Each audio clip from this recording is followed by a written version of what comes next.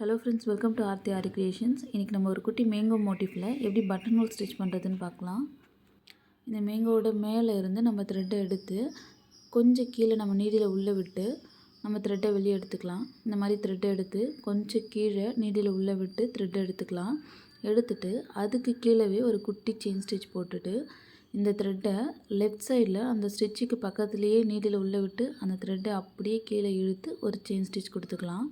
அதே மாதிரி ரைட் சைடில் நீடில் உள்ளே விட்டு த்ரெட்டை அப்படியே இழுத்து கீழே ஒரு செயின் ஸ்டிச் கொடுத்துக்கலாம். இதே மாதிரி லெஃப்ட் சைடில் ஒரு ஸ்டிச்சு, ரைட் சைடில் ஒரு ஸ்டிச்சு, இதே மாதிரி நம்ம கொடுத்துட்டே வரணும். மேலேருந்து நம்ம த்ரெட்டை எடுக்கிறோம் இல்லையா, அந்த த்ரெட்டை அப்படியே கீழே இழுத்து அதுக்கு கீழே ஒரு குட்டி செயின் ஸ்டிச். அதே மாதிரி ரைட் சைட்லேயும் மேலேருந்து நம்ம த்ரெட்டை எடுத்து அப்படியே அந்த த்ரெட்டை கீழே இழுத்து அதுக்கு கீழே ஒரு குட்டி செயின் ஸ்டிச். மறுபடியும் லெஃப்ட் சைட்லேயும் இதே மாதிரி கண்டினியூஸாக நீங்கள் போட்டுகிட்டே வாங்க.